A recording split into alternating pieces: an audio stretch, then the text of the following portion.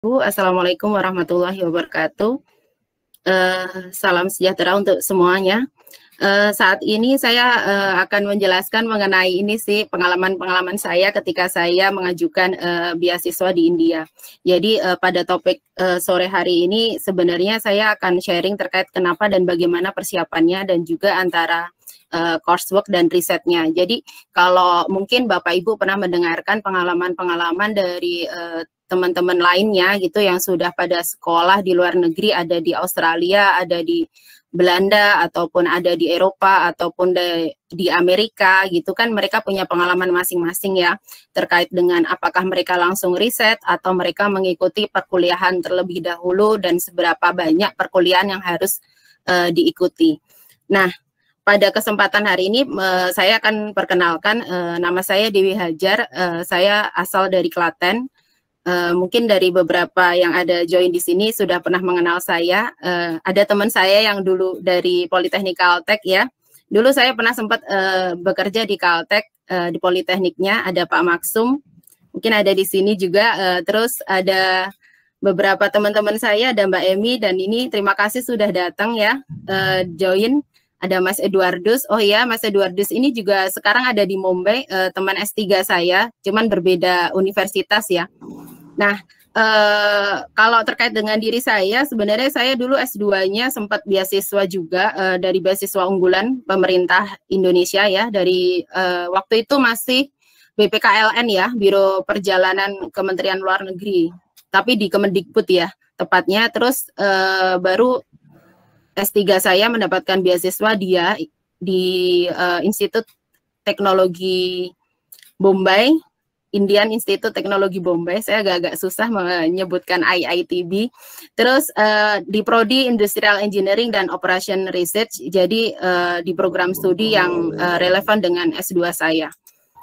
Terus terkait kenapa di India, kenapa Mbak Dewi nggak pilih di Australia, nggak pilih di Eropa, ataupun pilih di mungkin di mana ya, di Amerika gitu kan, sekalian jalan-jalan Mbak Dewi bisa menikmati pemandangan, atau Bapak Ibu semua berpikir nanti di India kan kumuh, ataupun di India kan ya lebih mending Indonesia lah daripada di sana gitu kan. Sempat terfikirkan seperti itu, banyak orang-orang yang belum mengenal. Cuman waktu saya pertama kali join di grup bersama teman-teman yang sekolah di India, saya melihat bahwa semua anak-anak yang sudah pernah ngambil S2 di India pengen kembali lagi ngambil S3 di India. Nah, itu yang membuat saya selalu penasaran, ada apa dengan di India. Nah, termasuk Mbak Anggi ini. Dulu Mbak Anggi ada dapat beasiswa S2 di ICCR, terus setelah itu kerja 2 tahun, kalau nggak 3 tahun ya Mbak, itu baru mendapatkan beasiswa S3 ini. Nah,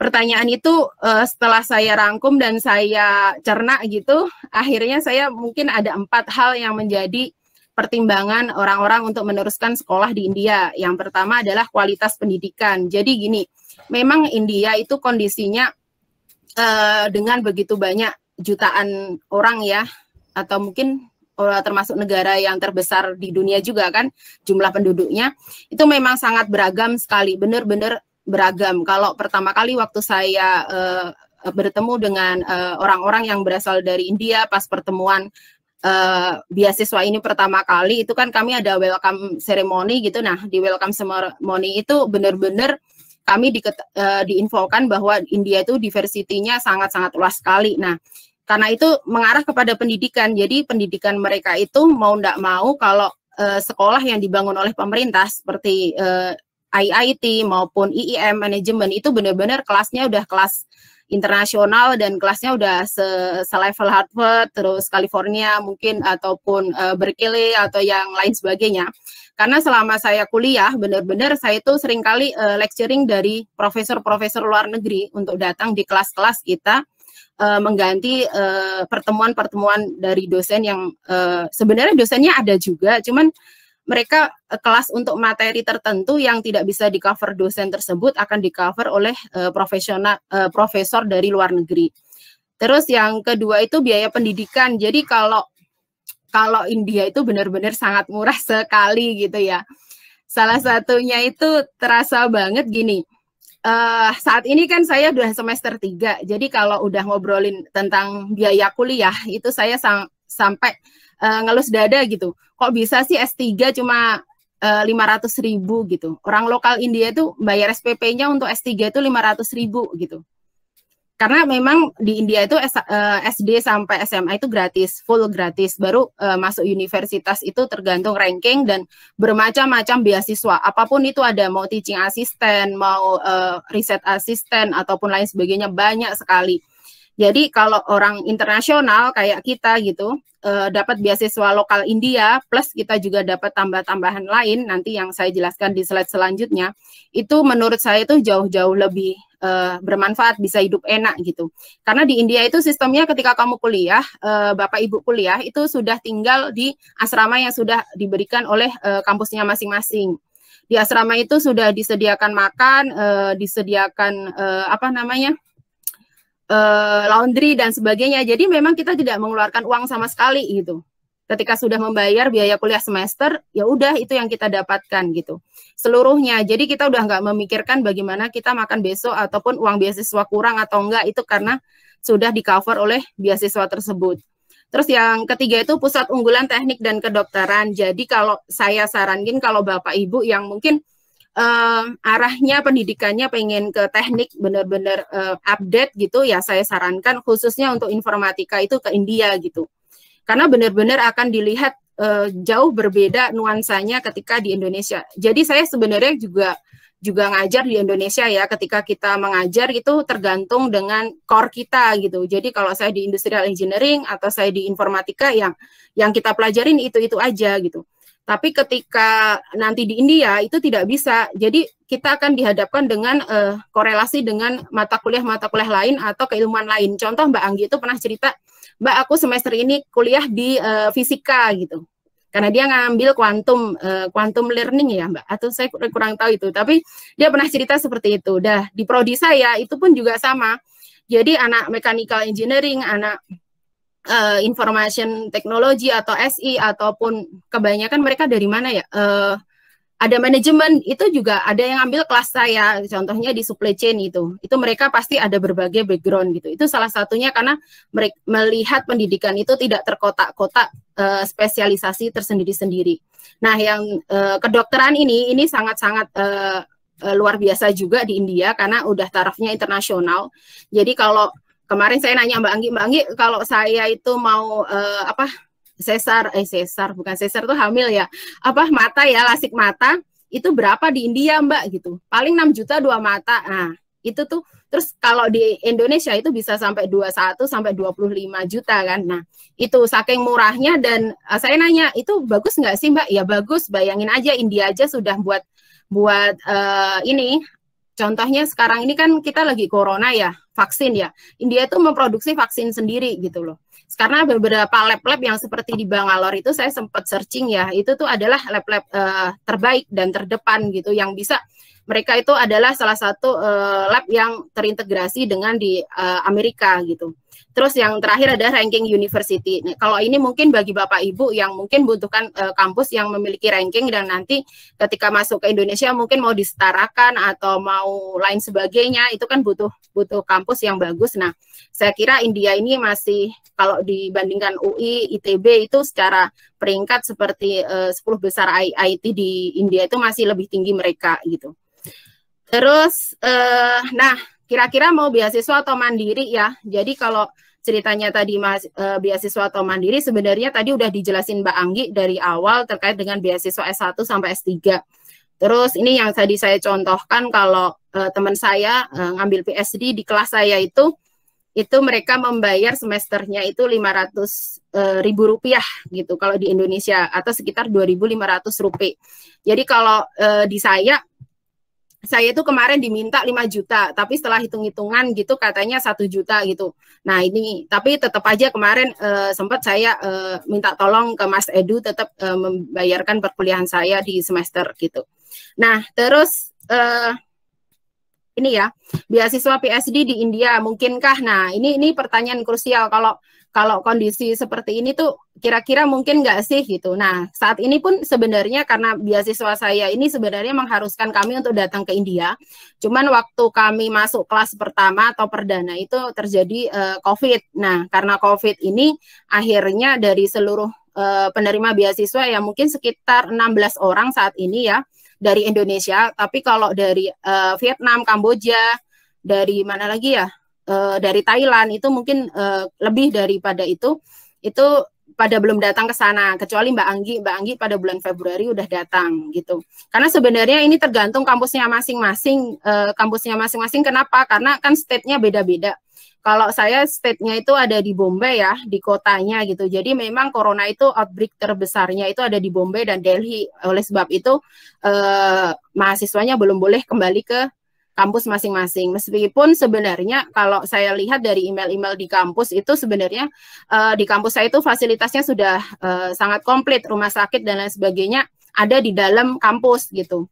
Grocery dan sebagainya itu ada lengkap gitu. Jadi sebenarnya kalau tetap stay di dalam kampus sama aja sekarang stay saya di Serpong di kos juga sebenarnya sama aja gitu. Nah terus jadi ini beasiswa yang doktoral fellowship di India, nanti boleh Bapak Ibu searching sendiri ya. Kemarin baru aja tutup batch 3, jadi batch 3 ini kemarin ada dari Indonesia sekitar 8 orang yang diterima dan sekarang sudah tutup mungkin akhir tahun buka kembali ya, karena setahu saya sih setahun 2 kali, karena saya sama Mbak Anggi itu ada di batch 1. Batch 1 itu pengumuman di Desember atau Januari, jadi kami recruitment itu 2019 bulan Juli.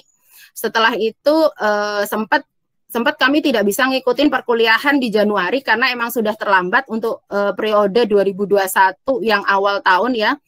Nah, itu setelah itu kami diikutkan sama batch 2. Jadi batch 2 itu baru mulai kuliah di 2020 bulan Agustus. Nah, jadi setelah itu ada beberapa teman kami dari batch 2 join gitu. Sehingga waktu itu kami ada sekitar bersepuluh orang gitu. Nah, ini benefitnya. Jadi kalau ini saya cerita dulu terkait dengan beasiswa ya, nanti baru ke mengenai riset saya. Jadi kalau benefitnya itu kami kuliah mendapatkan beasiswa maksimal 5 tahun gitu. Jadi mungkin kalau Bapak Ibu nanyain kenapa di New Zealand sekitar 3-4 tahun, kenapa di Amerika mungkin 3 atau 4 tahun juga gitu. Kenapa di India sangat lama sih sampai 5 tahun ya. Itu tadi yang pernah diceritakan Mbak Anggi bahwa kami masuk ke PhD itu nggak langsung diterima PhD. Jadi aku sama Mbak Anggi itu sedang pada masa transisi menyelesaikan coursework. Setelah itu kami harus ujian. Kalau di Bombay itu namanya qualifying exam ya, kalau nggak salah ya. Jadi kita lihat kualifikasinya apakah dia bisa menjadi student PhD atau enggak. Karena memang di kampus saya itu penerimaan dalam satu batch itu hanya 4 orang atau 3 orang gitu yang diterima PhD. Jadi sama mungkin sama tempatnya Mbak Anggi, kami nggak banyak kelas gitu. Jadi teman kelas saya di 2020 bulan Agustus itu cuma 4 orang termasuk saya. Jadi 3 orang India sama saya. Terus selanjutnya ada 3 orang. Terus yang terbaru saat ini ada 3 orang. Jadi memang rata-rata cuma 3 atau 4 orang.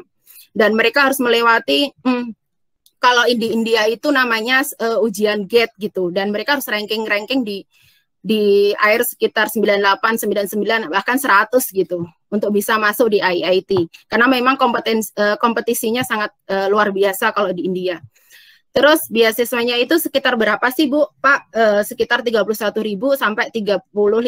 Jadi nanti 35.000 itu kalau udah tahun kedua. Jadi kalau kita tinggal riset aja sekitar 6 sampai 7 juta. Jadi kita per bulan itu mendapatkan beasiswa untuk kita pegang sekitar 7 juta, nanti kita akan sisihkan untuk membayar kuliah. Yang bayar kuliahnya itu, ya itu cuma 500.000 atau sebenarnya kalau kami tinggal di sana, kan kita harus membayar uang mes dan lain sebagainya, itu sekitar cuma 5 juta sampai 10 juta gitu. Jadi memang nggak banyak gitu. Jadi sisanya bisa kita pakai uang saku kita, tapi kita nggak ngeluarin apa-apa tiap bulannya, karena memang secara makan, hidup dan lain sebagainya kan udah dibayarin oleh kampus tersebut gitu. Nah selanjutnya kita dapatkan study grant gitu kan. Nah ini mungkin Mbak Anggi yang bisa cerita karena udah mendapatkan uang sebanyak 170.000 ini, karena kan saya masih di Indonesia, jadi uang ini belum ditransfer kan. Nah, jadi sekitar 34 juta ini untuk beli apa? Terserah sih, bisa Bu. Kalau kita awal-awal kan nggak mungkin kita sudah riset atau ngirimkan naskah gitu buat publikasi. Nah, 34 juta ini biasanya dipakai untuk ini beli-beli keperluan untuk studi gitu. Kalau Mbak Anggi kemarin sempat beli laptop gitu, terus bisa beli buku dan sebagainya. Karena memang kalau Bapak Ibu pengen beli elektronik, iPhone dan sebagainya gitu kan, atau laptop Mac gitu, di India ini surganya karena jauh-jauh sangat murah sekali daripada Bapak Ibu beli di Indonesia. Terus nah kriteria for selection-nya apa sih ketika join beasiswa ini? Jadi sebenarnya waktu saya join beasiswa ini tuh per batch atau per sekali ini selalu beda-beda. Dulu waktu saya sama Mbak Anggi itu masih terkait dengan dokumen-dokumen ijazah, transkrip dan sebagainya dikirimkan, terus habis itu dari kampus masing-masing membutuhkan tambahan dokumen lain gitu. Nah, cuman sekarang saat ini ada dua yang penting, yaitu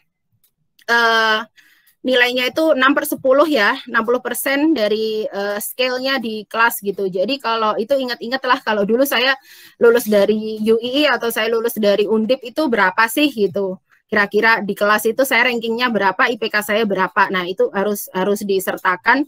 Terus, nah bahasa Inggris. Jadi Bapak Ibu tuh ada yang, aduh Mbak, saya nggak bisa bahasa Inggris, saya TOEFL-nya nggak bagus, gimana ya gitu. Nah, di kampus di India itu no English Language Certification Requirement. Jadi kalau Bapak Ibu itu tidak memiliki IELTS atau TOEFL, nggak apa-apa, tapi nanti tetap akan diminta. Jadi gimana? Jadi nanti kalau saya pernah dapat info juga, kalau memang belum mencukupi, nanti di sana akan ada pelajaran bahasa Inggris dulu, ngikutin kelas-kelas Inggris gitu, untuk bisa memenuhi kualifikasi itu. Tapi memang 100% perkuliahan kami pakai bahasa Inggris. Jadi kalau benar-benar gagal banget bahasa Inggris, saya yakin susah banget bisa ngikutin perkuliahan. Apalagi kalau ini maaf ya, bahasa Inggrisnya engineering itu kan beda ya sama umum ya. Jadi kalau Bapak subset itu apa sih gitu, kalau apa namanya concave itu apa sih. Nah itu nanti mikirnya lemot banget, oh apa tuh ya itu. Nah itu sih kalau kita nggak fluently in English. Jadi memang harus diupayakan bisa bahasa Inggris. Nah, ini nanti rekomendasi dari dosen ada dua, ini yang paling penting. Jadi kalau nanti sekolah di India itu, kalau bisa dapetin rekomendasi yang bagus lah dari profesor atau dosen kita yang ada di Indonesia, itu karena itu wajib banget. Nah, untuk apa yang diperlukan ya, ini yang pertama stepnya yaitu ada dokumen, terus bahasa Inggris, riset proposal, reference, dan dana. Nah, sebenarnya pada umumnya untuk bisa mendapatkan beasiswa langkah 1 sampai 5 itu semuanya pasti akan dipakai. Nah, untuk PhD itu yang paling penting itu di riset proposal. Jadi Bapak Ibu bisa jadi tidak akan diterima bukan karena IPK Bapak Ibu nggak tinggi ataupun bahasa Inggris Bapak Ibu nggak bagus, bisa jadi karena memang tidak profesor yang ada di program studi itu tidak tertarik dengan riset proposal Bapak Ibu gitu. Jadi contoh sebenarnya sebelum saya daftar India itu saya pernah daftar Thailand dan saya daftar juga di Rusia ya. Waktu itu ada di Thailand itu Siradan, saya lupa sih SIIT namanya. Nah di Thailand itu saya daftar itu tapi secara dokumen saya nggak lolos pertama. Ya sudah, saya terus akhirnya saya barengan dengan India ini saya daftar di Rusia. Jadi Rusia itu ada sekolah Skolkov gitu kalau nggak salah, saya agak lupa namanya. Nah, itu tuh memang sekolah teknik khusus di Rusia gitu. Semi swasta tapi dia memberikan full beasiswa. Nah, di situ tuh sampai pada tahapan wawancara yang menjadi permasalahan waktu itu memang riset saya tuh tidak ada profesor yang bisa ngikutin gitu. Karena memang tidak ada ke arah industrial engineering. Kalau boleh saya diminta untuk pindah ke IT gitu. Karena memang background saya itu tidak di IT dan dulu pernah juga di Caltech itu kan saya di SI. Jadi cuma tahu-tahu dikit dan saya tahu kalau PSD itu bukan main-main untuk risetnya. Kalau memang nggak paham, jangan terjun di situ gitu. Karena pertama harus suka dulu dan kedua paham dulu. Karena kalau nggak benar-benar dari basic itu berat banget gitu. Nah akhirnya dari wawancara itu ya saya jujur kalau saya nggak menguasai, dosennya juga tidak ada, saya nggak bisa menguasai IT. Terus yang kedua dosennya juga tidak ada yang menghandle bidang saya. Akhirnya saya nggak lanjut, nggak diterima di Rusia itu gitu. Nah, itu yang menjadi pokok terpenting ya untuk S3 itu adalah riset proposal. Nah, untuk program studi saya, jadi saya itu ada di Industrial Engineering and Operation Research. Jadi di sini sebenarnya ada dua bidang sih. Yang pertama teknik industri, yang kedua adalah riset operasi. Jadi memang kekuatan di bukan perkuliahan, departemen saya itu terkait dengan optimasi riset operasi dan lain sebagainya. Jadi dosen-dosen saya itu kebanyakan mereka adalah lulusan dari matematika, teknik industri juga ada sebagian, dan paling banyak itu mereka yang background-nya matematika pindah ke AI ataupun machine learning, itu tuh paling banyak gitu. Jadi kalau yang dosen benar-benar sesuai dengan bidang saya di supply chain itu cuma ada dua, kaprodi saya sama ada Profesor Narayan gitu. Yang lainnya itu lebih ke matematik. Jadi mungkin Mbak Anggi itu tahu keluh kesah saya ketika saya ngambil game teori gitu. Karena itu kan nggak diajarkan di Indonesia banget gitu. Terus ada sekarang saya ngambil Markov Chain gitu. Nah itu memang benar-benar mata kuliah yang paling banyak itu orang matematika yang ngajarkan gitu. Meskipun ilmu itu juga dipakai dalam optimasi di teknik industri gitu. Nah memang ada apa ya, mereka itu tidak terkotak-kotak hanya kalau saya butuh dosen di teknik industri, saya cari industri doang gitu, enggak. Tapi mereka juga nyari dari bidang-bidang keahlian lain seperti matematika, seperti machine learning, data science gitu. Karena sebenarnya keilmuan ini benar-benar dilihat dari berbagai berbagai sudut pandang keilmuan gitu, seperti itu. Jadi contoh saat ini saya mau cerita, teman sekelas saya kan berempat. Jadi yang satu sudah ngambil NLP, terus yang satu ngambil transportasi. Nah, saya ngambil supply chain, dan satu lagi si Pranav itu saya lupa dia ngambil apa, tapi lebih ke machine learning gitu.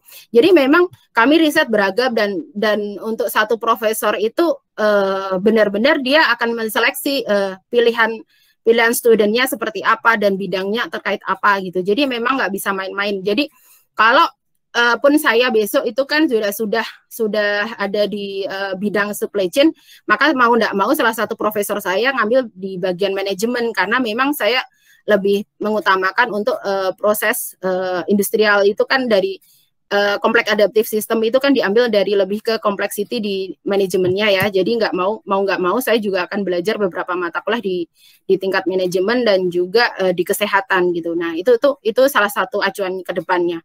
Terus yang kedua, jadi kalau mau riset proposal tuh apa sih Mbak yang harus disiapkan gitu?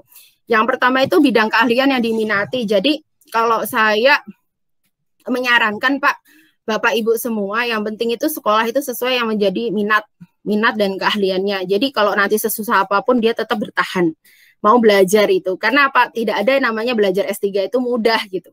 Pasti itu kerikilnya banyak banget, di mana-mana itu selalu terjadi gitu. Bahkan saya pun semester 1 lumayan bagus, semester 2 karena banyak banget yang harus dipikirkan, akhirnya jatuh, dan dosen saya selalu bilang, kamu harus datang ke sini, kalau enggak kamu ambil kuliah lagi untuk bisa mengontrol nilai kamu biar bisa ngikutin selanjutnya. Nah gitu, karena memang semester 2 itu saya mendapatkan mata kuliah terkait matematika gitu. Nah dasar matematik itulah yang emang sangat berat untuk saya yang sudah 7 tahun meninggalkan dunia kampus gitu kan. S2 saya kan selesai di 2013 gitu.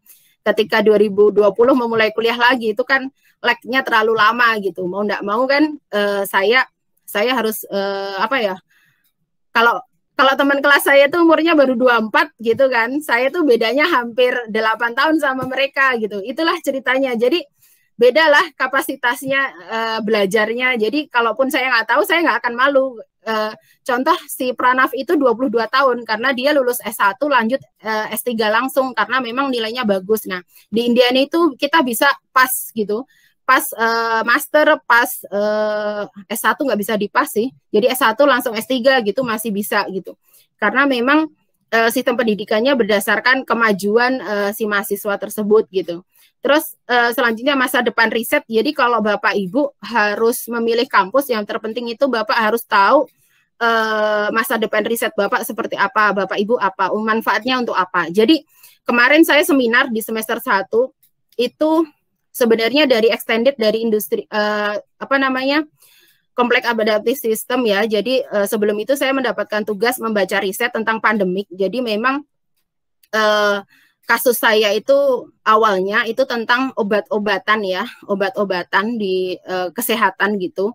Nah, tapi dosen saya tidak menyetujui. Jadi, Mbak, kenapa nggak mengarah ke pandemik gitu? Waktu itu dosen saya sudah penelitian tentang pandemik. Jadi SARS-CoV gitu zaman dulu pas tahun 2012 kalau nggak salah ya itu penyakitnya. Jadi dosen saya penelitian ke situ dilanjutkan sama bimbingannya dan sebagainya. Terus akhirnya adanya pandemik ini saya juga neruskan tapi dari kacamata pandemik COVID yang terjadi saat ini gitu. Nah, sistem dinamiknya itu untuk ngolah-ngolah proses yang terjadi dan masa depan dari kondisi pandemik ini jika kita mengolahnya dengan matematis gitu. Nah, itu sih sebenarnya penelitian saya saat ini gitu. Sebenarnya benar sama Mbak Anggi, kalau Mbak Anggi kan langsung ngikutin dosen, saya sebenarnya setengah-setengah ngikutin dosen juga sih, karena ketika sudah terjun ke India, maka mau nggak mau saya kalau untuk objek penelitian, saya harus ikutin dosen, karena kalau dosennya udah oke, nanti kesempatan untuk dapetin data ataupun kita ke arah selanjutnya itu jauh lebih enak daripada kita punya idealis sendiri, sehingga nanti dosennya juga akan kewalahan untuk mengontrol kita sendiri bagaimana sih penelitian selanjutnya. Nah, seperti itu. Dan yang terakhir tuh kekinian gitu. Makanya kalau tadi Mbak Anggi juga ceritakan ada paten gitu ya, ikut kuliah paten. Saya di communication skill itu juga dapat materi tentang paten dan sebagainya. Jadi memang India itu kejarnya itu sudah tidak masuk ke Springer, masuk ke mana lagi ya, Emerald atau lain sebagainya. Tapi kalau bisa itu bisa dipatenkan. Nah, saat ini kalau ITB itu arahnya kalau bisa setelah dipatenkan itu punya startup, punya bisnis gitu. Jadi memang kelas-kelas kewirausahaan, kelas-kelas startup itu sedang dibangun sih, technopreneur itu sedang dibangun di ITB. Jadi diharapkan lulusan itu bisa menciptakan lapangan kerja juga. Itu yang saya sukai dari kampus saya gitu. Nah, nanti kalau mendaftar dia itu yang paling penting Bapak Ibu menentukan riset proposal itu berdasarkan riset kampus tujuan dan juga atau bisa mengikuti riset dosen. Jadi silahkan kalau Bapak Ibu itu contoh mungkin di sini ada Pak Randy juga ya. Pak Randy ini kan penerima batch 3 beasiswa ASEAN yang sama seperti saya dia ini. Saya sangat luar biasa Pak Randy ini sampai 10 kampus dicoba dengan berbagai macam riset yang dia buat dan dia tulis gitu per bidang untuk IIT-nya masing-masing gitu. Karena memang proses itu dilakukan untuk sesuaikan antara apa yang ingin menjadi riset kita dengan yang ada di kampus itu sama gitu. Jangan sampai kita udah daftar terus nggak keterima cuma gara-gara riset kita nggak sesuai gitu. Apalagi PhD ini yang paling penting itu kan di riset karena memang 5 tahun nanti kita kuliah, 3 atau 4 tahunnya itu banyak kan kita akan habis di riset gitu. Nah, jadi kita harus benar-benar menemukan soulmate kita dengan profesor itu wajib ya. Jadi sampai kita nggak nemuin soulmate-nya gitu. Nah, terus kalau, departemen. Jadi kalau untuk bisa sampai pada tahapan lulus itu bagaimana sih? Jadi ceritanya saya sama Mbak Anggi itu ada di tahapan nomor 2 ini ya. Jadi kami sedang confirmation PhD and comprehensive exam. Jadi setelah 1 tahun, kalau di Mbak Andi tadi 12 coursework, kalau di saya karena saya di departemen interdisciplinary, maka saya ada 42 coursework gitu. Nah, 42 coursework ini saya bagi menjadi 2 semester. Jadi semester saya itu saya ambil 26 SKS.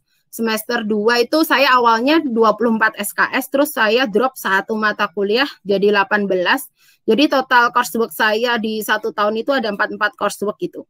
Terus sebanyak apa Mbak kuliah 26 SKS gitu per minggu. Jadi sebenarnya kalau di Indonesia itu kan kredit dikalikan jam, tapi kalau di India enggak sebenarnya. Jadi saya pun enggak terlalu overload banget untuk jam kuliahnya, karena memang 1 kali mata kuliah itu kalau diadakan sekali itu 50 menit, kalau diadakan 2 kali ya dikalikan 2 aja gitu.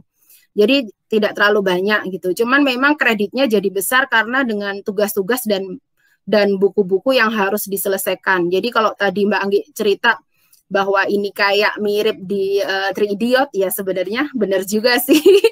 Jadi kalau saya bilang mereka itu gimana ya? Kalau saya itu sempat tanya-tanya gitu, buku yang dipakai dan sebagainya. Jadi saya pikir mereka tuh benar-benar hatam buku gitu. Saya heran kalau di kelas-kelas tuh anak-anak tuh bisa ngikutin perkuliahan yang dosennya itu bisa pindah buku antara buku 1 dan 2 dan 3 gitu. Saya jarang sekali dosen saya pakai PPT ya. Jadi mungkin tipe dosen di tempat saya itu yang masih tulis di note gitu, di Jamboard atau lain sebagainya gitu. Jadi benar-benar diterangkan gitu. Bahkan untuk urusan matematika, perhitungan, optimasi gitu, dia langsung nulis gitu. Jadi tanpa PPT gitu. Jadi kalau seperti itu dosen selalu meringkas ini dari buku A, dari buku B, dari buku C gitu. Nah, hebat saya kok bisa hafal gitu. Tapi emang itu nyata sih. Jadi saya sama-sama pengajar yang di Indonesia merasa kalah jauh banget gitu. Kalau saya masih pakai PPT, kadang lupa gitu kan, manusiawi ya. Tapi di sana benar-benar mereka itu tercetak hafal dan bisa logikanya juga jalan gitu. Ya mungkin karena jam terbang juga beda ya. Cuman tak akuin kalau secara pendidikan kalah cepat gitu. Nah, sekarang saya ada di nomor 2. Jadi memang sangat krusial sekali tahun-tahun kita di tahun semester ketiga ini sebenarnya, karena kalau tidak bisa memenuhi ini bisa jadi kami di drop gitu, karena memang comprehensive exam ini wajib gitu ya, meskipun kami international student, jadi memang tidak dibeda-bedakan, IPK juga tidak dibeda-bedakan, lain sebagainya juga tidak dibedakan. Benar-benar kami itu ngikutin tata aturan yang ada di kampus masing-masing gitu. Apakah kampus lain-lain IITB selain IITB juga ini susah gitu? Menurut saya sih seluruh IIT dia susah ya, bukan hanya Bombay aja gitu. Bukan karena Bombay rankingnya nomor 1 itu enggak. Menurut saya tuh seluruh kampus susah. Di tempat Mbak Anggi pun susah, di tempatnya Pak Randy tadi di Roorkee gitu tuh susah, di Kanpur susah gitu. Karena memang sistem pendidikan di IIT itu emang disetting udah sama seluruhnya, itu milik pemerintah, dan proses pendidikannya orang-orang ataupun dosen-dosennya juga pilihan dari kampus-kampus hebat gitu. Karena hampir seluruh yang ngajar di IIT itu nggak mungkin mereka lulusan dari dalam negeri. Kalaupun dalam negeri pasti mereka ada di ISC Bangalore atau lulusan dari Karagapur. Selebihnya mereka bakalan lulusan luar negeri. Kayak dosen saya tuh hampir 80%, 90% tuh keluaran Arizona, terus keluaran California gitu. Dan beberapa ada yang sempat kalau di India itu dosen itu ngelakuin postgraduate sama sabbatical leave ataupun meninggalkan kelas selama 6 bulan apa 1 tahun untuk join di kuliah internasional di mana gitu. Nah, sempat ada yang di Jepang, terus ada yang di Eropa gitu. Nah, seperti itu. Itu memang di India untuk bisa dosen-dosen yang udah lama jadi profesor, ilmunya bisa terupdate, salah satunya melakukan sabbatical leave gitu. Dan mungkin saya berharap banget sih di Indonesia suatu saat pendidikannya juga kayak gitu. Jadi profesor ataupun dosen-dosen yang sudah ngajar 5 tahun, 10 tahun, dia mau upgrade gitu, kalau nggak mau ikut kuliah karena udah S3, dia bisa ngelakuin sabbatical leave gitu. Jadi meninggalkan pekerjaan setahun tapi untuk mengupgrade keilmuannya gitu. Biasanya mereka yang sudah pernah postgrad baru bisa melakukan sabbatical leave. Nah, ini foto-foto yang mungkin saya bisa ambil ya dari program studi saya. Jadi di program studi saya ini ada Techno Center untuk Applied Artificial Intelligence. Jadi kalau Bapak Ibu yang orang IT mau join ke sini nggak apa-apa juga sih, boleh banget gitu, karena memang dosen-dosennya banyak, bidangnya yang ke AI itu tuh banyak banget gitu. Bahkan karena industrial engineering itu ada beberapa aplikasi ataupun sistem yang dipakai di dunia industri itu arahnya ke AI. Contohnya kan saya sebenarnya di logistik ya. Kalau kita berbicara tentang e-commerce, berbicara tentang logistik, warehouse dan sebagainya, semua sistem itu udah pakai AI gitu. Kalau seandainya nanti memang Bapak Ibu yang dari informatika tertarik ke arah AI untuk apply mereka ke sistem, ke aplikasi yang terkait dengan industri, saya sarankan sih bisa masuk ke program studi saya gitu. Nah, ini labnya, ini teman-teman saya yang sedang di lab, dan ini kaprodi saya, ini Profesor Jayendran, siapa ya namanya ya, Profesor Jayendran gitu kami panggil. Nah, itu di kaprodi saya beliau. Nah, kemarin waktu saya masuk di dia ini, salah satu yang wawancarain saya, kaprodi saya, dan juga beliau insya Allah jadi supervisor saya juga. Nah, itu saja yang dapat saya share ya. Terima kasih. kita persiapkan Bapak Ibu untuk selanjutnya jika memang berkenan pengen S3 baik itu di India maupun di luar India bisa ikut join. Terima kasih. Baik, terima kasih Mbak Dewi, terima kasih sekali, sangat menarik. Yang jadi pertanyaan nih Mbak Dewi kan udah belajar nih 3 semester. Kira-kira Mbak Dewi sudah bisa belum ngomong India? Aduh, saya bisanya cuma namaste ya. Namaste tadi apa sih Mbak Anggi? Kalau kami di kelas hampir tidak pernah ada yang menggunakan bahasa India kecuali kalau saya kemarin ikut ini pertemuan apa ya ARD gitu. ARD itu kayak kampus apa ya kalau di tempat kita ya kayak ulang tahun kampus gitu loh Mas. Disnatalis Mbak. Disnatalis. Tapi prodi Mas, prodi bukan kampus, prodi. Siap. Nah ya gitu tuh kan kami harus ikut tim. Saya pun jadi anak buah juga itu suruh buat desain atau apa gitu. Jadi kalau itu baru orang-orang pakai bahasa Hindi. Nah tapi kalau pas ada saya mereka langsung replace to English sih. Jadi saya nggak pernah tahu bahasa Hindi. Mungkin Mbak Anggi itu yang sudah belajar banyak bahasa Hindi. Saya nggak tahu sama sekali. Baik. Seru ya, misalkan tiba-tiba ada mata kuliah yang pakai bahasa Hindi itu mungkin ini ya, udah kayak nonton ini ya. Sebenarnya pengalaman saya tuh Mas communication skill ya, ada namanya Profesor Sen Gupta, dia itu mengajar di tempat saya, sebenarnya beliau itu praktisi di Tata Consulting ya Mas. Nah itu tuh waktu ngajar di kelas saya itu beliau kan umurnya udah 70-an gitu ya, udah sepuh gitu. Waktu itu saya dapat sejarah tentang kebebasan rakyat India gitu dari kasta. Saya dapat mata kuliah itu waktu itu. Ya, terus dosennya kan semua orang disuruh ngomong bahasa Inggris dan menjelaskan pendapat mereka terhadap kasta gitu. Ya mungkin saya sendiri yang dibilang sama profesor, kamu nggak bisa jawab pertanyaan saya, jadi mendingan kamu dengarkan aja pertanyaan saya dan teman-teman jawabannya gitu. Karena memang ada mata kuliah terkait ini sih Mas, pengetahuan India sih. Tapi saya hanya ngikutin karena nggak ngerti sebenarnya. Ya. Gitu sih. Dari yang saya lihat ya Mbak, lihat, maksudnya film-filmnya itu banyak ya, mereka banyak nampilkan terkait maksudnya tentang cerita kasta, tapi akhirnya bisa misalnya mengubah kurikulum pendidikan. Iya. Sebenarnya revolusioner sih Mas itu, karena Ambedkar ya, iya nggak Mbak Anggi, namanya Ambedkar ya, salah satu revolusioner untuk memutus kasta itu gitu. Tapi kalau Mas lihat di daerah-daerah masih banyak banget sih, lokal-lokal itu kasta tetap berpengaruh. Cuman memang mau dibilang kampus saya tidak terpengaruh kasta nggak bisa. IT Bombay, Madras, Delhi, Kanpur semuanya itu tetap mereka ketika join ke kampus selalu dimintain sertifikat kasta Mas. Oh gitu. Dulu saya dulu saya tuh juga iya, cuman karena saya dari international student jadi saya suruh ngirimin ini aja sih, sertifikat kelahiran itu loh Mas, akta lahir ya. Tak pikir sertifikat vaksin Mbak, bukan ya? Enggak lah.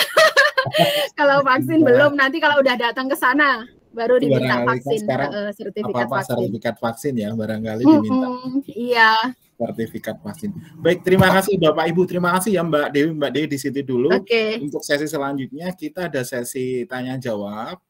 Baik, ini sudah ada langsung beberapa pertanyaan yang ada beberapa pertanyaan yang ditanyakan oleh rekan-rekan. Baik, saya bacakan. Yang pertama dari Bapak Baharudin terkait beasiswa ICCR setelah dinyatakan lolos seleksi admin, apakah ada tes tertulis atau ada tahapan tes lainnya?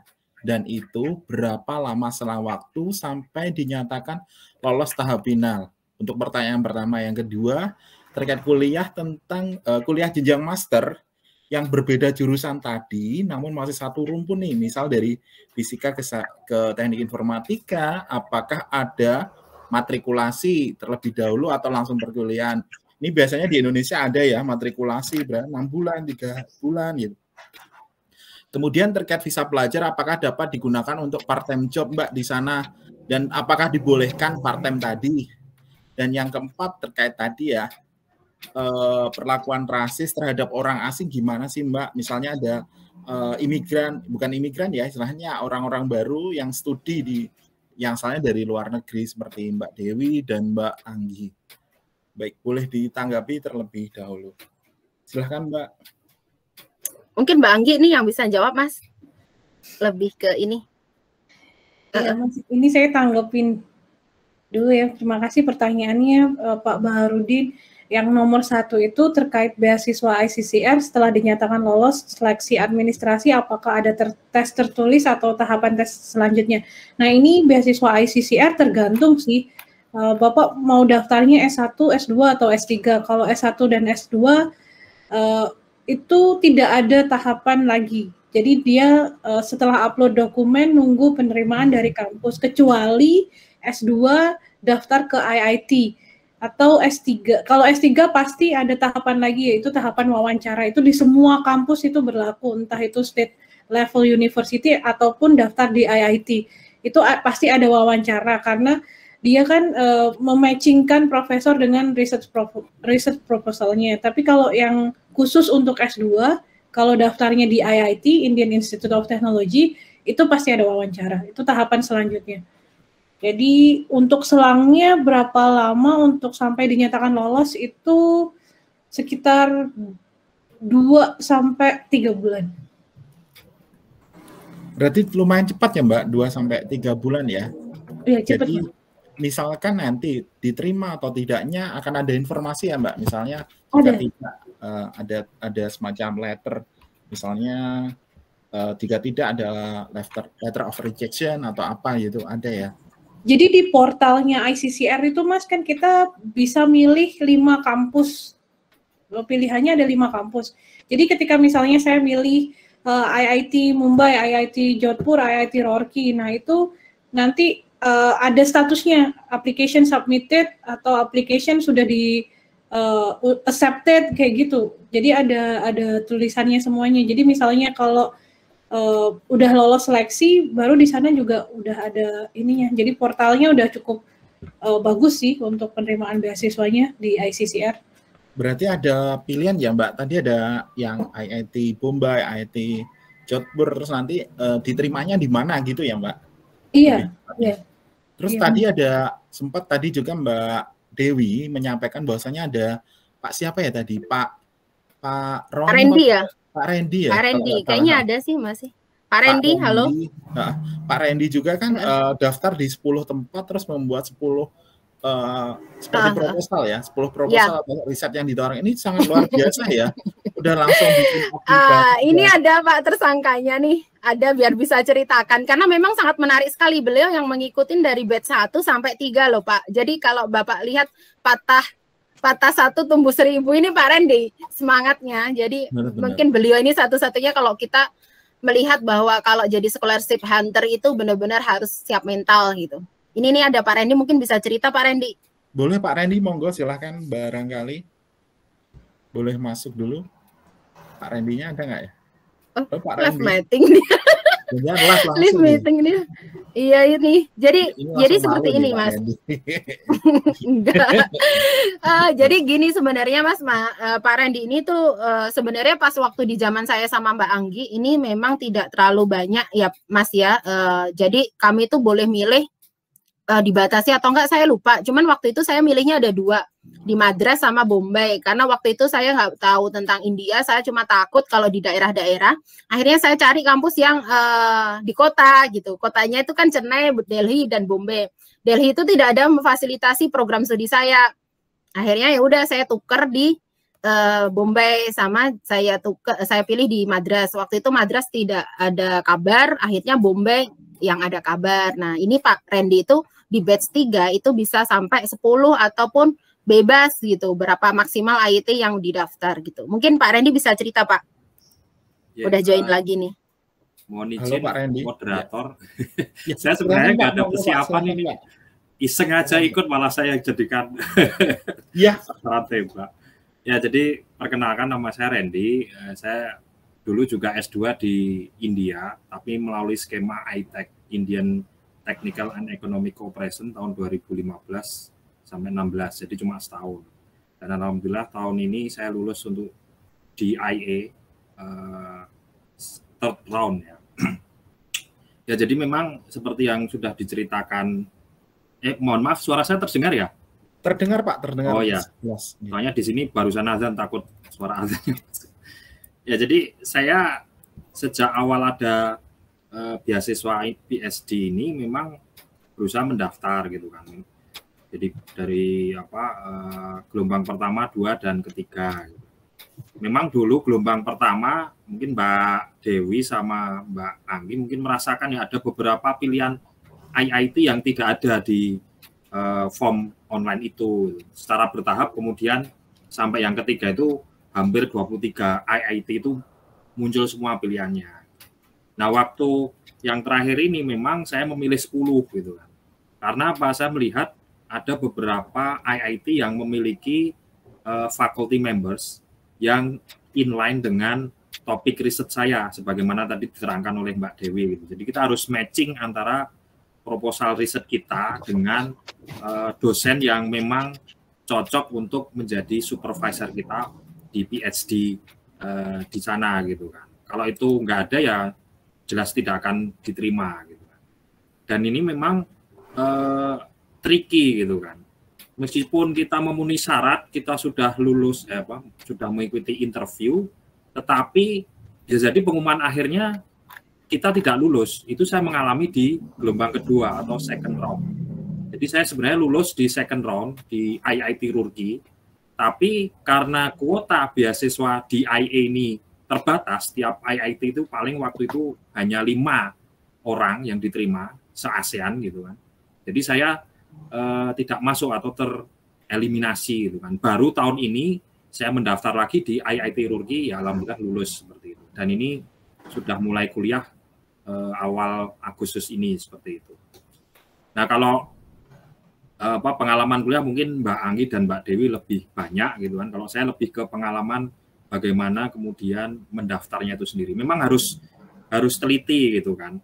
Dan juga menyiapkan apa yang tadi diterangkan oleh Mbak Dewi dan Mbak Anggi itu jauh-jauh hari gitu. Kalau perlu mulai dari sekarang gitu kan. Meskipun pendaftaran nanti akhir tahun, dari sekarang itu sudah menghubungi fakultas atau faculty member yang kira-kira cocok dengan riset topik kita gitu. Untuk apa? Assessment awal. Kira-kira saya bisa daftar di sini atau tidak gitu. Jangan sampai nanti 23 IIT itu kita random, tidak jelas daftar kemana kan begitu. Mungkin itu yang bisa saya sampaikan. Terima kasih. Boleh cerita satu lagi nggak Pak Randy sebelum ini? Bapak mengajukan 10 yang proposal itu buat baru berbeda atau memang ini Pak? Itu cukup capek ya memang. Cukup capek dan lelah ya. Dan bisa dipakai ke 10 universitas lain loh. Ya itu sebenarnya lebih sih. Cuma karena waktu itu dibatasi hanya 10 pilihan gitu. Jadi nanti kalau Bapak Ibu browsing Asian Scholarship Program di websitenya, nanti kalau sudah buka itu nanti kita daftar dulu, kemudian mengisi form. Nah, ketika mengisi form itu kita diberi pilihan mau mengisi dalam satu aplikasi itu milih banyak maksimal 10 atau satu aplikasi satu kampus gitu kan. Nah, semua sudah pernah saya coba itu. Satu kampus satu IIT gitu kan. Yang repot adalah pemberi rekomendasi. Mereka harus ngisi satu-satu juga gitu lah. Kalau 10 ya 10 kali kan begitu. Nah, makanya yang kedua yaitu satu aplikasi tapi isinya ada 10 pilihan. Jadi sebenarnya itu pilihan, bukan kemudian kita membuat proposal baru itu tidak gitu kan. Nanti ketika kita diundang untuk interview baru kita presentasi proposal riset kita seperti itu. Itu yang pengalaman saya. Soalnya saya tidak bayangkan Pak 10 proposal riset itu dalam satu waktu sangat cepat sekali dan itu juga baru itu lumayan capeknya ya. Dan maksudnya kami memberikan applause ke Pak Randy juga bahwasanya mental atau endurance-nya benar-benar kuat ya ketika gelombang pertama atau batch pertama belum diterima. Bapak terus berlanjut hingga ke batch 3. Jadi jangan pantang menyerah ya teman-teman. Misalnya di batch selanjutnya ini, misalnya apply belum lolos, masih ada kesempatan ya. Masih ada, beli lagi. Atau coba lagi. Betul. Misalkan kalau di India belum lolos, coba ke negara lain. Jadi setiap orang mungkin ya ada rezekinya di tiap negara berbeda-beda juga. Boleh tanya untuk IELTS sendiri apakah saklek Mbak? Misalnya dengan syarat tertentu, misalnya harus 6 atau 6,5 gitu. Boleh tidak? Yang tadi kan diceritakan juga barangkali buat rekan-rekan, misal nih nantinya IELTS-nya atau bahasa Inggrisnya masih kurang, masih di 5 atau di 5,5, bisa ternyata ditambah atau diperbaiki ketika saat sambil sedang belajar. Sebenarnya kalau IELTS itu nggak ada patokannya ya Mbak Anggi ya. Sebenarnya nggak ada sih, waktu kami yang batch 3 ini mau daftar itu tidak tergantung terkait dengan TOEFL atau IELTS-nya. Mungkin pas tahun-tahun kita pertama kita diminta untuk submit TOEFL ya Mbak Masian ya. Itu terus sebenarnya akan kelihatan di wawancara sih Mas harusnya. Jadi memang di wawancara itu kalau memang tidak inline dengan pertanyaan, biasanya kalau atau Inggrisnya juga nggak bagus, mungkin mereka sudah memberikan priority tersendiri sih. Cuman tadi saya habis ngecek di websitenya juga untuk beasiswa dia ini nggak ada sih Mas. Cuman kalau ICCR sama SII ya, SII itu kayaknya ya ada. Ada sih, mungkin Mbak Anggi yang bisa jelaskan kalau mungkin ICR atau SSI biasanya berapa IELTS ataupun TOEFL-nya Mbak? Kalau di beasiswa ICCR kita pakai standarnya general dari tahun ke tahun itu sama Mas. Jadi kalau harus pakai TOEFL ITP untuk S1 itu minimal 450. Terus kalau S2, S3 itu minimal 500 kalau yang TOEFL ITP. Tapi kalau yang IELTS itu 5,5 itu minimal 5,5 sampai 6. Itu minimal. Sebenarnya nggak terlalu tinggi sih Mas ya, kalau untuk ukuran India. Benar-benar. Maksudnya bisa jadi salah satu mungkin teman-teman ya, misalnya ada pilihan negara yang pertama, pilihan India ini sebagai second option atau mungkin first option ya bagi teman-teman misalnya yang menghendaki bisa dapat beasiswa secara cepat dan mungkin rezekinya pas juga di India. Terus tadi maaf ya, ada ternyata masih belum selesai ya, ada pertanyaan yang belum kejawab juga. Mohon maaf, dan terima kasih untuk Pak Randy ya. Pak Randy tiba-tiba dibiarkan kayak misalnya tamu datang tiba-tiba diabaikan. Terima kasih ya Pak Randy sudah bergabung dan ikut sharing juga, dan pasti nanti akan bergabung dengan Mbak Dewi dan Mbak Anggi ya ketika di India. Salam sukses dan lancar untuk studinya juga. Terkait tadi masih pertanyaan yang sama Mbak, terkait kuliah jenjang master dengan berbeda jurusan namun masih satu rumpun ilmu, misalnya dari fisika ke informatika. Yang kedua terkait visa pelajar untuk part-time, apakah bisa dan apakah diizinkan part-time? Yang ketiga, bagaimana sih terhadap perlakuan untuk orang asing atau pendatang? Yang kedua, saya coba jawab tuh Mas. Yang kedua itu apakah bisa beda jurusan ya? Itu bisa banget, memungkinkan banget. Bahkan lintas jurusan pun sebenarnya di India bisa. Cuma tergantung lagi apakah kampusnya menyetujui apa enggak. Jadi ada beberapa kampus yang mensyaratkan kalau kita di jurusan ini harus linear. Tapi ada beberapa kampus yang open for all any majors. Jadi seperti itu. Jadi kalau teknik informatika sendiri, itu di India sudah spesifik S2-nya. Di India ada computer science, ada computer engineer, ada information technology. Nah itu beda lagi tuh. Jadi nanti akan pusing lagi gimana cara milihnya. Jadi kalau information technology itu saya di Indonesia sepertinya nggak seperti itu spesifiknya. Kalau saya kan information technology itu di India dididik untuk jadi kayak CTO modelnya. Jadi saya software juga bisa, teori juga bisa. Tapi kalau yang di computer engineer, dia nanti dapat gelarnya MTech, itu dia lebih ke software. Jadi dia lebih ke programmer, kayak professional programmer. Nah kalau yang ke computer science, dia lebih ke science-nya, jadi lebih ke algoritma dan lain sebagainya. Jadi kayak gitu itu lebih spesifik kalau di India. Terus yang terkait nomor 3, visa pelajar apakah bisa digunakan untuk part-time job? Nggak bisa. Kalau di India ini visa pelajar sudah ada tulisannya tidak bisa digunakan untuk kebutuhan lainnya, keperluan lainnya selain belajar. Bahkan di sini nggak bisa untuk part-time job juga. Kapan kita mau part-time job? Saya sendiri, pengalaman saya S2 di India, kuliah saya mulai dari jam 9 pagi sampai jam 7 malam. Itu pun jam 7 malam sampai pagi itu dibuat ngerjain tugas karena besoknya akan ada kuliah yang sama dari hari sebelumnya.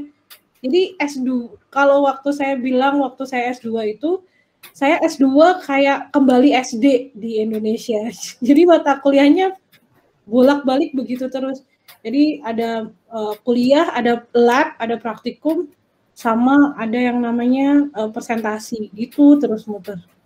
Jadi nggak akan ada waktu untuk part-time job. Jadi beasiswa di India yang mereka kasih segitu jumlahnya itu sudah sangat-sangat cukup untuk di India. Baik. Mungkin aku mau nambahin ya Mas ya. Silakan. Boleh ya? Jadi kalau tadi Mbak Anggi ceritakan kalau sebenarnya kita mau transfer beda S2 atau S1 atau S2 ke S3 beda gitu sebenarnya tergantung kampusnya menerima atau enggak atau bisa melewati interdisciplinary program studi gitu. Jadi kayak di program studi saya jadi bisa diambil dari berbagai macam jurusan gitu. Cuman mekanisme untuk bisa terjun ke situ pun ujiannya juga disesuaikan sih tergantung prodinya masing-masing gitu. Dan kalau di saya kemarin banyak ditanyakan terkait dengan apa yang sudah diajarkan di lampau. Dan waktu itu saya jujur kalau saya belum pernah atau belum bisa pemrograman Python kan memang interdisciplinary ada harus bisa pemrograman. Cuman waktu itu saya ikut kelasnya Depkominfo Python ya. Nah dari situlah saya mulai cerita kalau saya sudah ngikutin basicnya gitu.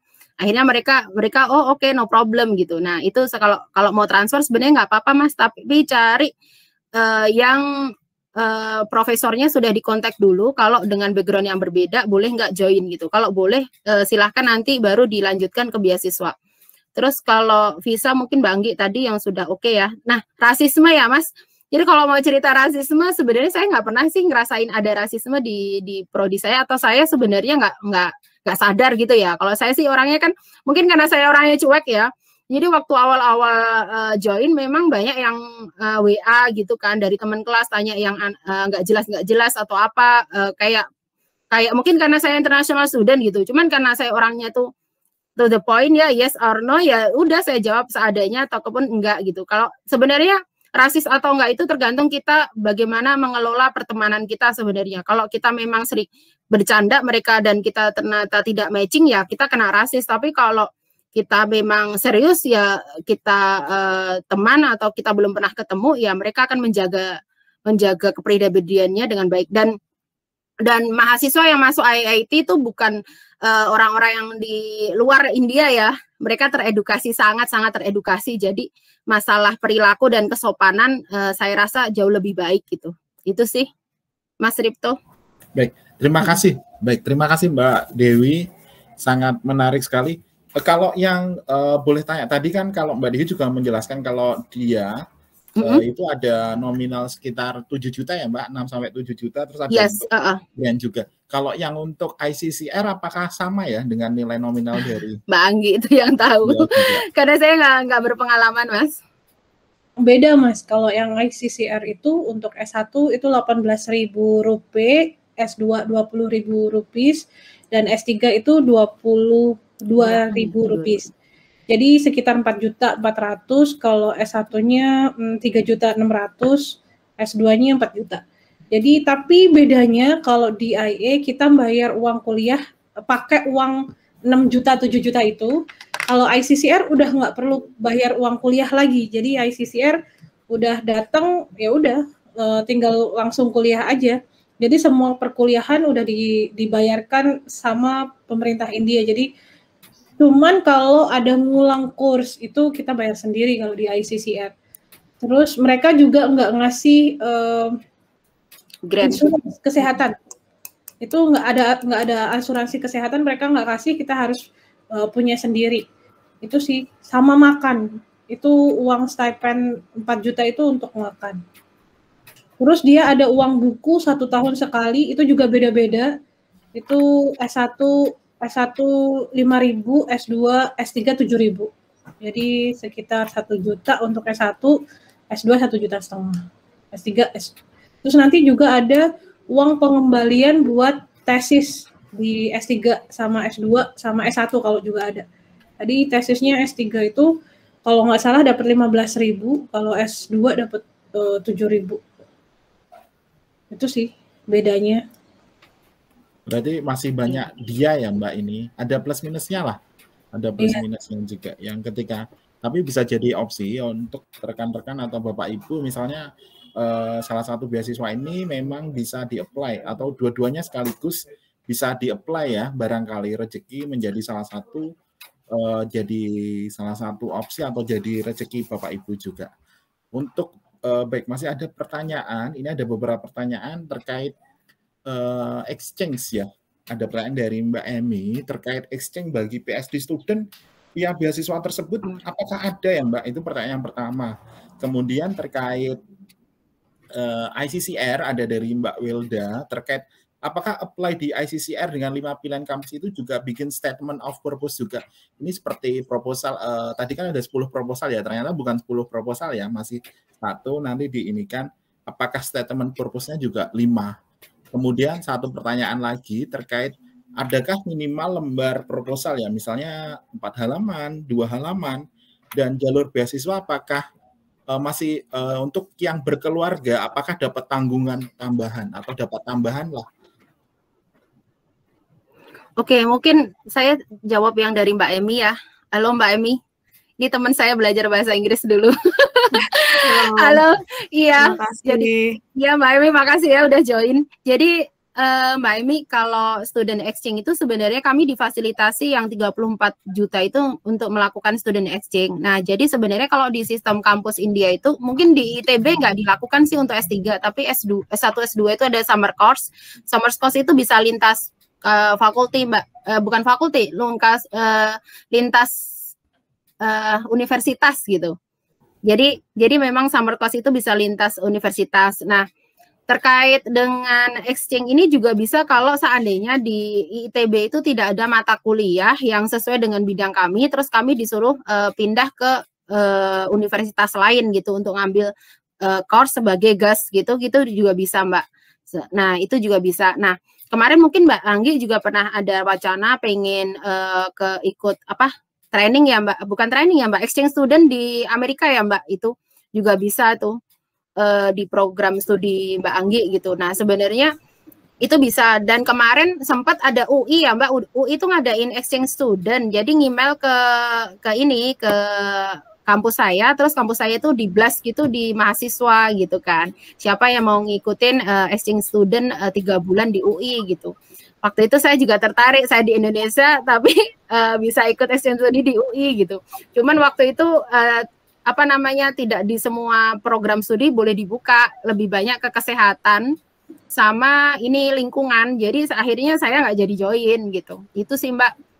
Jadi memang ada, cuman itu tidak pasti gitu, pasti ada tapi tidak pasti, kadang ada kadang enggak gitu, tergantung pas waktu itu yang ngadain siapa gitu.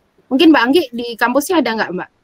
Saya tambahin ya Mbak, jadi uang research yang tadi 1,7 lakhs itu sekitar 35 juta itu bisa dipakai untuk ngambil course kemana aja yang Mbak mau, asal ada hubungannya dengan research-nya.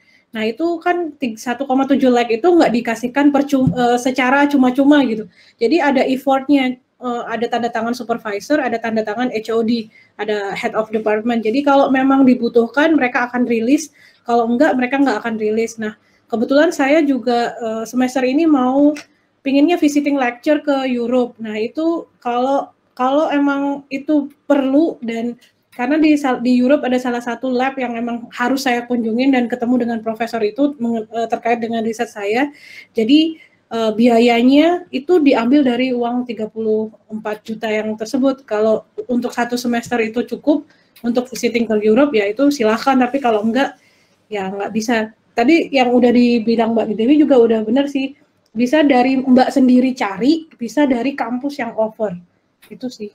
Kalau di tempat saya, kalau saya lebih cenderung saya sendiri yang cari, terus nawarin ke supervisor, boleh nggak saya ngikut ini?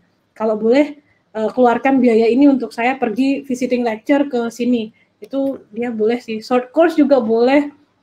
Jadi sebenarnya uang 35 juta per tahun itu emang digunakan untuk seperti itu, untuk kebutuhan research. Entah visiting lecture, entah summer course, winter course. Jadi bisa digunakan untuk apa aja. Kalau yang kemarin mungkin punya Mbak Dewi tahun pertama kebakar ya 35 jutanya. Ya.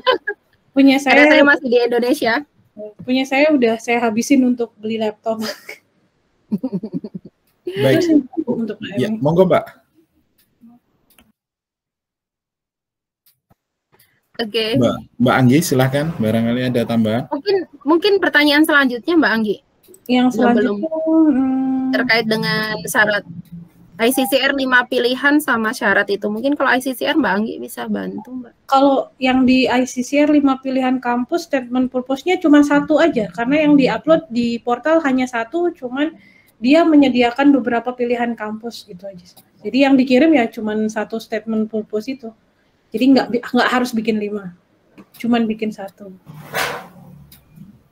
Terus untuk itu, Mas, ada lagi pertanyaan itu, syarat jumlah lembar untuk proposal itu nggak ada syaratnya. Jadi dia cuman MB, berapa MB gitu, maksimal berapa MB.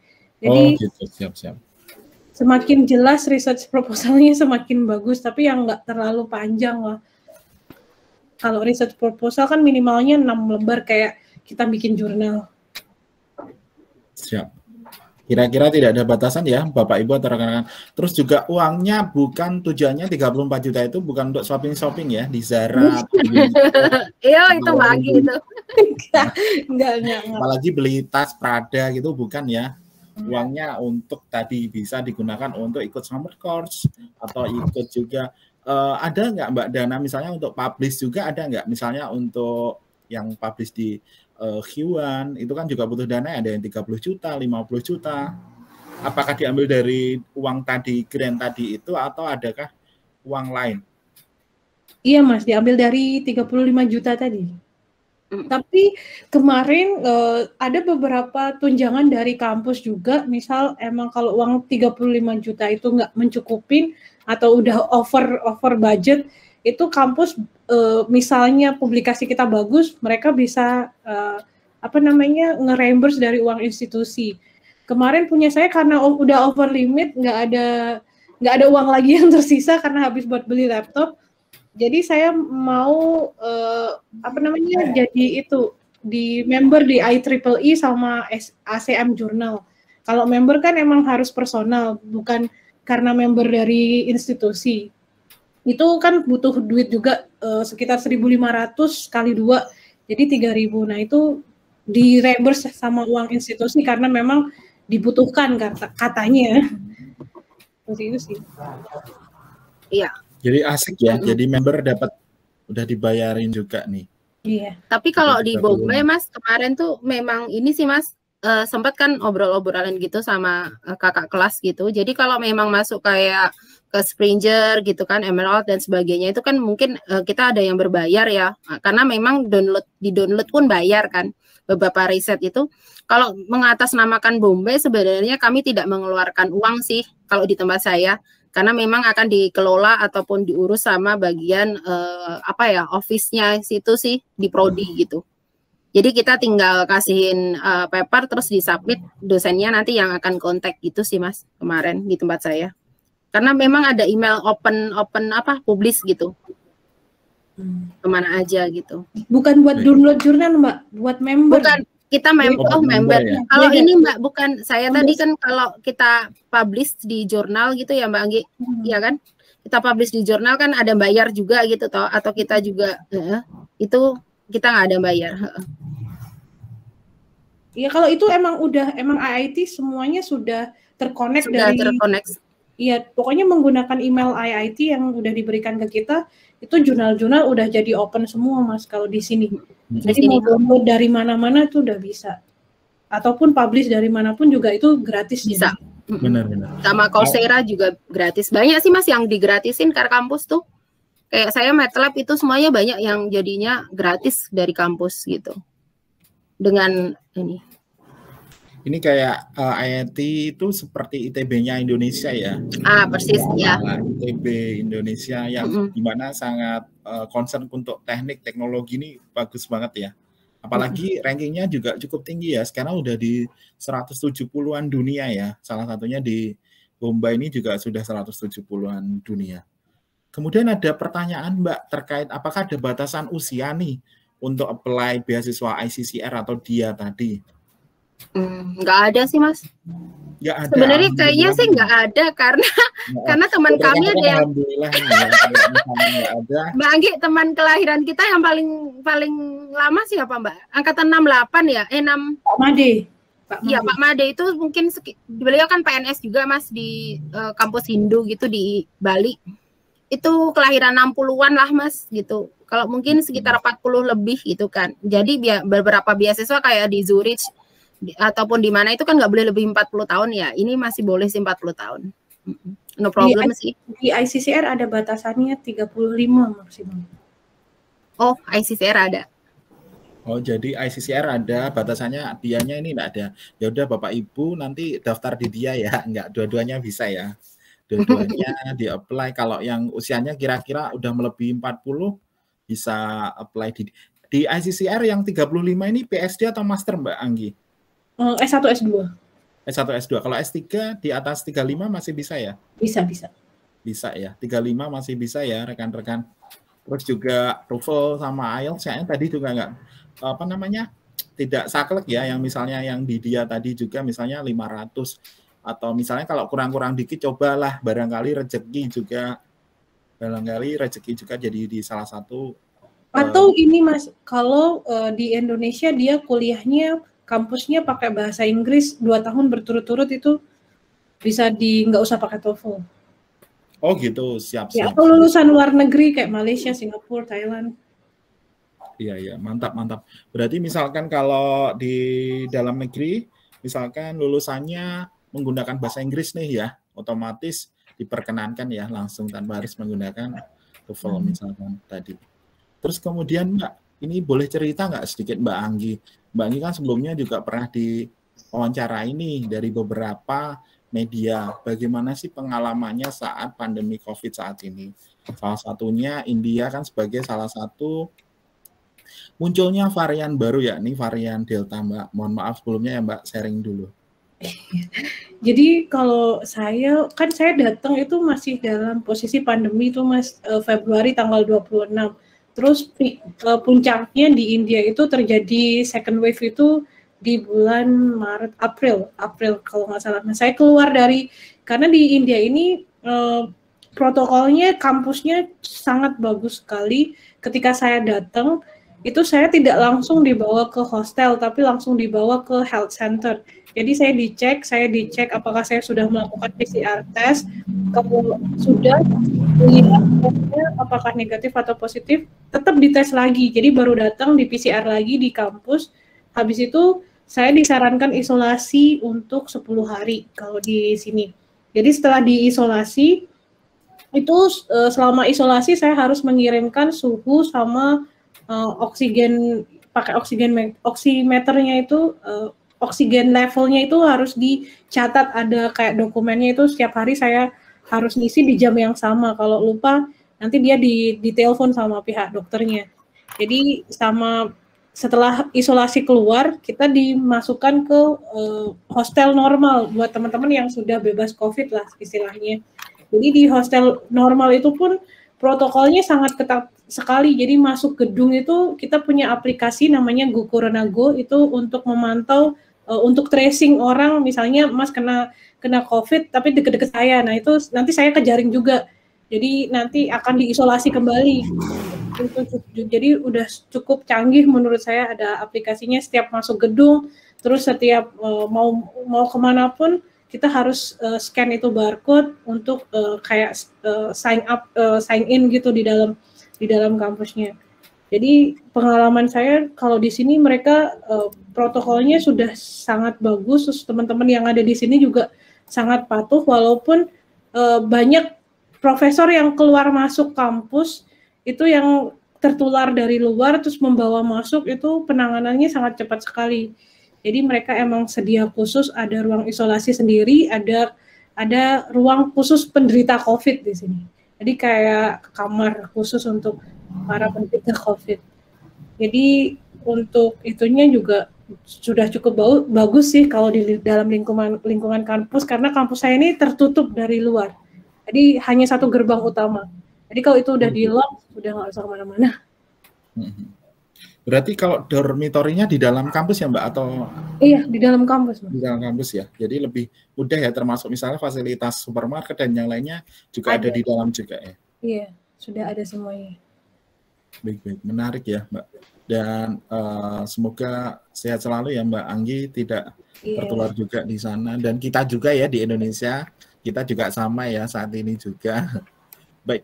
Sebelum kita akhiri, baik ini sudah banyak yang bertanya tadi sudah dijawab juga. Sebelum kita akhiri, boleh closing statement dulu ya dari Mbak Anggi dan Mbak Dewi sebelum kita akhiri.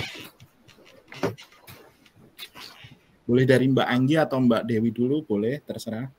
Atau mau shoot dulu juga boleh. Mbak Dewi dulu mungkin. Oke, saya dulu nih beneran. Oke, terima kasih. Jadi kalau disuruh closing statement, saya ucapkan terima kasih kepada Bapak Ibu semua yang telah hadir pada sore hari ini. Kita sharing-sharing dan yang terpenting sebenarnya kalau menentukan S3 itu dari sekarang gitu. Jangan sampai nanti-nanti atau umur udah keberapa gitu atau karena yuk disuruh sekolah baru mau sekolah gitu. Karena kenapa kalau ditanya saya memilih sekolah itu setelah lulus S2 yang lalu gitu, ketika umur saya masih muda dan semangatnya masih membara gitu.